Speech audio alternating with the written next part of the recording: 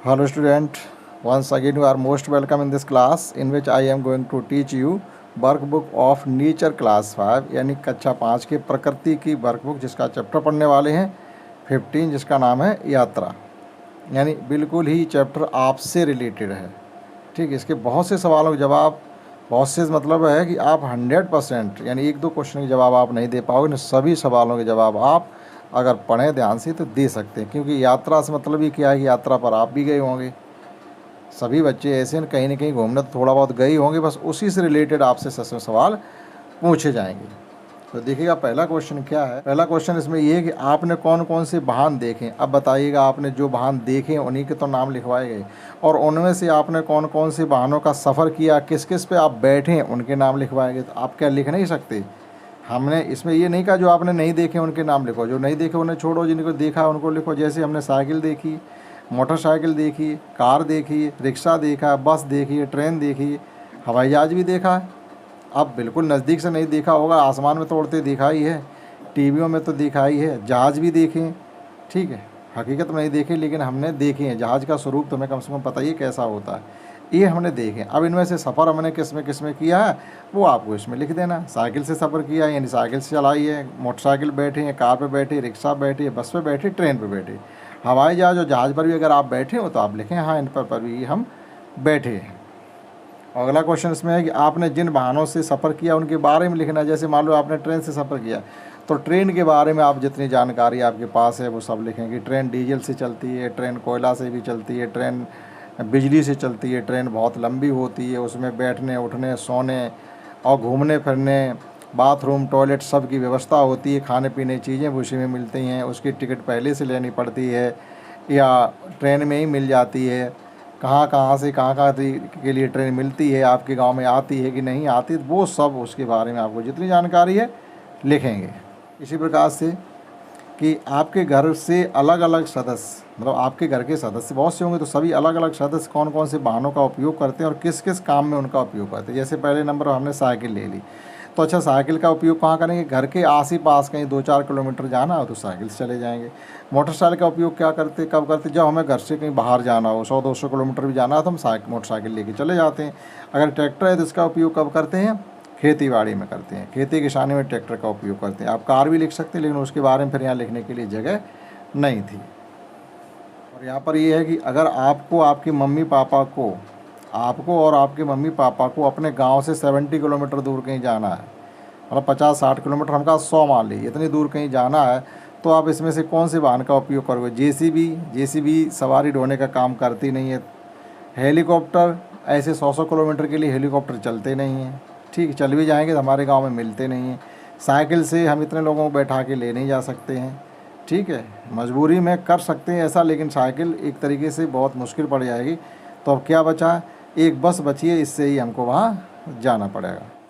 यदि आपको अंडमान निकोबार टापू से उसके नज़दीक के टापू पर जाना हो, अंडमान निकोबार ये क्या है, ये एक भारत का केंद्र शासित प्रदेश है जो बंगाल की खाड़ी में अवस्थित है। कभी आप उसके मैप को देखेंगे तो बंगाल की खाड़ी में अंडमान निकोबार द्वीप समूह अवस्थित है।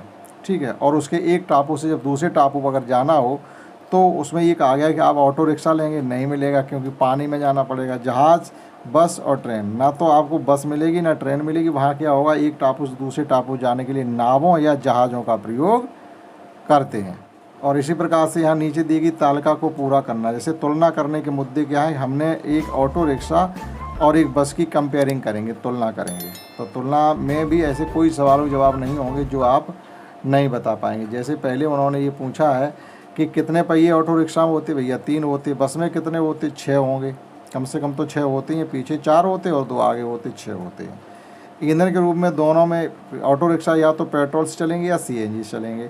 बस हमारी या तो सीएनजी गैस से चलती है या फिर डीजल से चलती है। सीएनजी गैस एक ऐसी गैस होती है, इसकी फुल फॉर्म होती है कंप्रेस्ड नेचुरल गैस।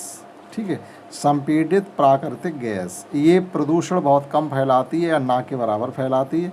तो अधिकतर वाहन आज की डेट में सीएनजी गैस से भी चलने लगे क्योंकि इन्वायरमेंट को भी सुरक्षित रखना है। तो ऑटो रिक्शा पेट्रोल या सीएनजी से चलता है, डीजल वो बस डीजल या सीएनजी से चलती है। ठीक है, किसकी कीमत ज़्यादा होगी? सीधी सी बात है, इसकी कम होगी और बस की कीमत ज़्यादा होगी। एक ऑटो रिक्शा तो बहुत 2-2.5 लाख रुपए का आ जाता है, लेकिन आप बस बनवाएंगे तो करीब 20-25 लाख रुपए की जाके एक बस बन पाती है। किसका किराया ज़्यादा होगा? सीधी सी बात है, ऑटो रिक्शा थोड़ी थोड़ी दूरी के लिए मिल जाता तो कम किराया लगेगा, बस से हमें ज़्यादा किराया देना पड़ेगा। और सभी जगह उपलब्ध है या नहीं? अब ऑटो रिक्शा तो लगभग हर जगह उपलब्ध हो जाता, लेकिन बस हर जगह उपलब्ध नहीं है।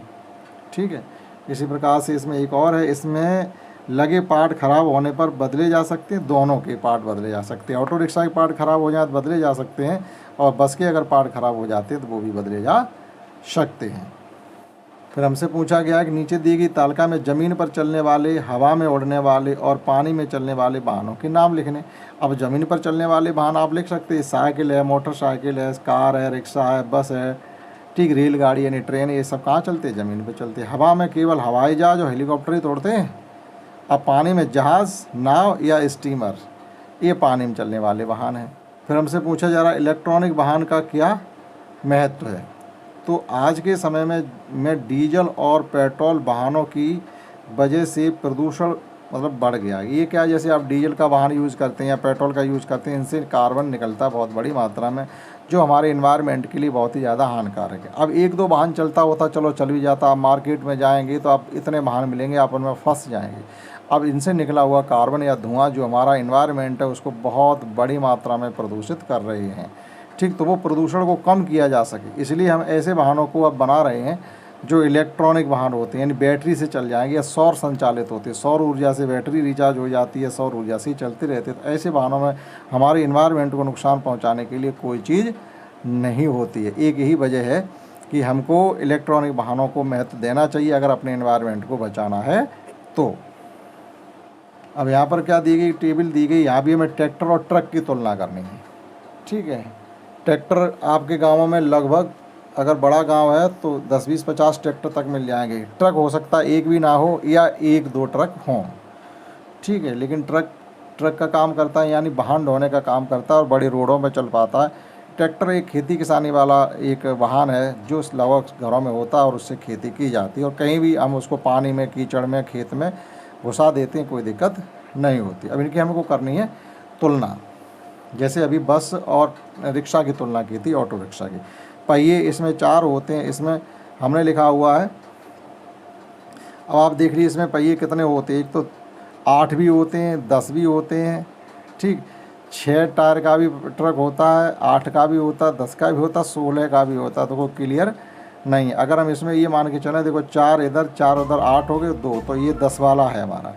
तो कम से कम हमने 10 लिखा, लेकिन ये इनकी फिक्स गिनती टायर की नहीं है। ट्रक की सामान इसमें कम लगता है, इसमें अधिक सामान लगता है क्योंकि वो बड़ा होता है। गति ट्रैक्टर की कम होती है, ट्रक की अधिक गति होती है, मतलब स्पीड। दूरी, हम ट्रैक्टर को कम दूरी पर ले जाते हैं, ट्रक को अधिक दूरी पर लेके जा सकते हैं। ईंधन, ट्रैक्टर सीधी सी बात है कम खाएगा, ट्रक ज़्यादा खाएगा क्योंकि वो लोड ज़्यादा उठा लेता है। ठीक है, और उपयोग, खेती बाड़ी में इसका उपयोग करते हैं और सामान ढोने के काम में ट्रक का प्रयोग करते हैं। तो हमने बताया था इसमें बहुत से क्वेश्चन ऐसे हैं जिनके जवाब आप स्वयं लिख पाएंगे। तो बहुत ही इंटरेस्टेड चैप्टर है, आप इसको पढ़ें, समझें और करने की कोशिश करें। नेक्स्ट है, नीचे दिए गए प्रश्नों के हमको उत्तर देना कि सीएनजी क्या है। एक वाहनों का ईंधन है सीएनजी, ठीक, संपीड़ित प्राकृतिक गैस है जिसको हम शॉर्ट में सीएनजी कहते हैं, इंग्लिश में कहते हैं कंप्रेस्ड नेचुरल गैस। सीएनजी का पूरा नाम देखो, कंप्रेस्ड नेचुरल गैस हमने लिखा है। सीएनजी किससे बना, एक प्राकृतिक गैस ही तो होती है, इससे सीएनजी बनती है। जहाँ से पेट्रोलियम निकाला जाता है कच्चा तेल, वहीं से हमको सीएनजी गैस भी मिलती है। ठीक, तो मैं आप लिख लेंगे इतना। फिर लिखा हुआ सीएनजी के उपयोग से हमें कौन कौन से लाभ होते हैं। केवल प्रदूषण कम हो जाता है और कोई बड़ा लाभ होने वाला नहीं है। अगला 5th, एक नीचे दिए गए प्रश्नों के उत्तर लिखने हैं कि किस स्थान से भरवाते हैं। पेट्रोल कहाँ से लेते हैं, डीजल कहाँ से लेते हैं, सीएनजी कहाँ से लेते हैं। तीनों ही चीज़ें पेट्रोल पंप से मिलती हैं।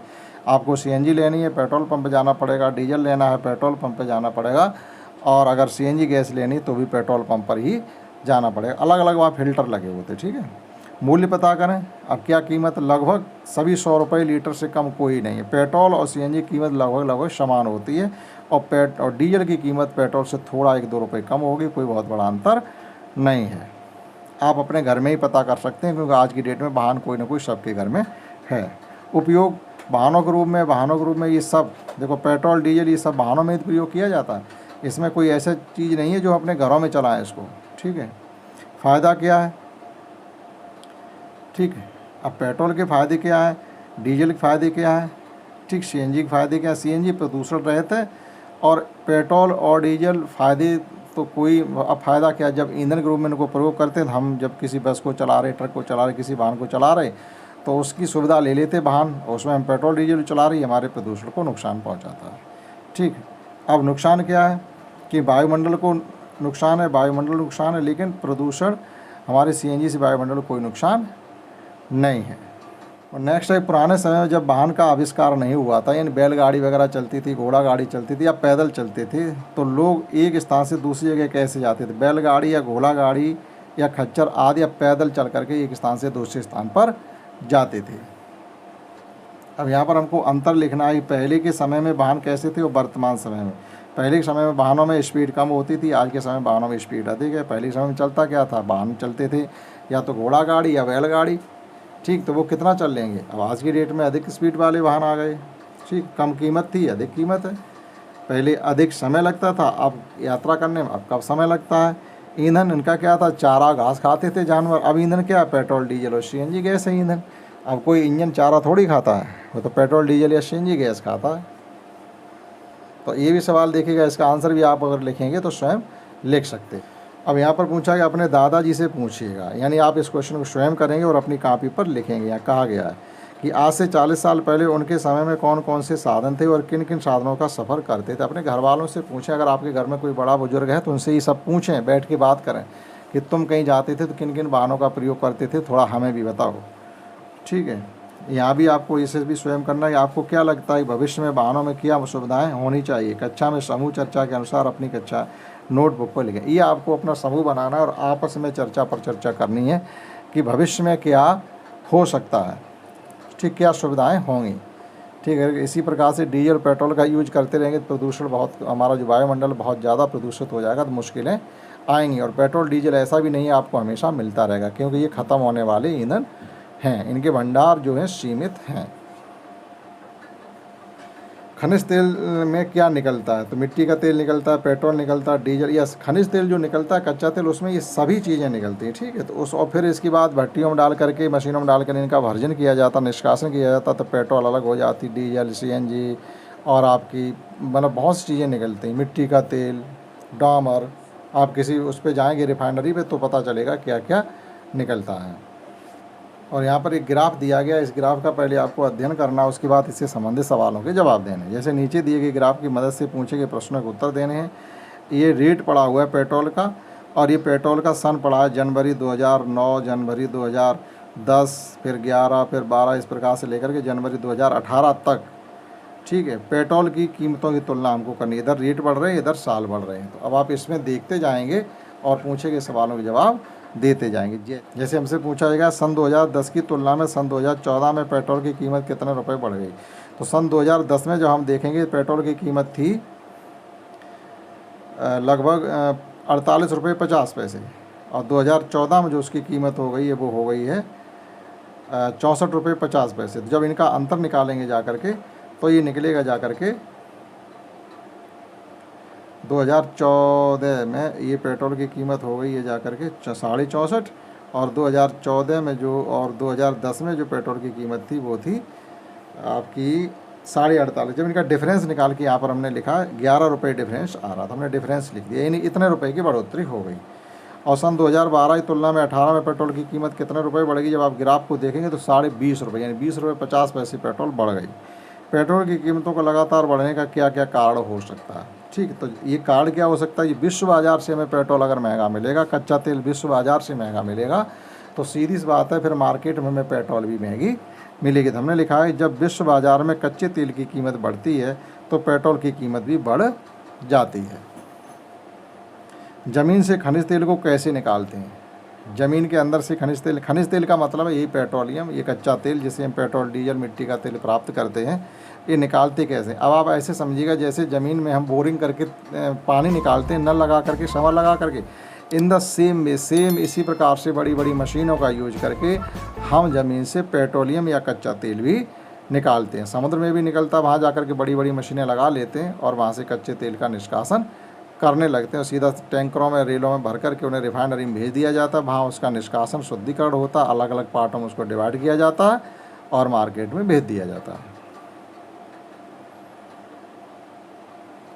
रुचिका एक किताब पढ़ रही है, उसमें लिखा था कि तेल का भंडार सीमित है। देखो लिखा है सीमित, तेल के भंडार सीमित हैं, कोयला के भंडार सीमित है, इसलिए इनको बहुत ही समझदारी के साथ यूज करना चाहिए, बेवजह इनको खर्च नहीं करना चाहिए और अपने बच्चों के लिए बचाएं। इसमें लिखा था कि सीमित भंडार है, अपने बच्चों के लिए बचाएं का मतलब आगे आने वाली पीढ़ी के लिए तो बचा के रखिएगा।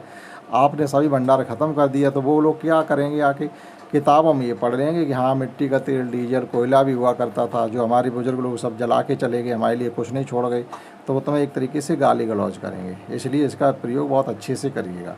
किताब में ऐसा क्यों लिखा था, ठीक है, तो इसका मतलब क्या तेल बहुत ही सस्ता होता है? नहीं, तेल को पुनः बनाया जा सकता है, नहीं, ज़मीन के नीचे बहुत धीरे धीरे बनता है, ये बात सही है। तेल बहुत कम जगह पर पाया जाता है, ये बात ठीक है।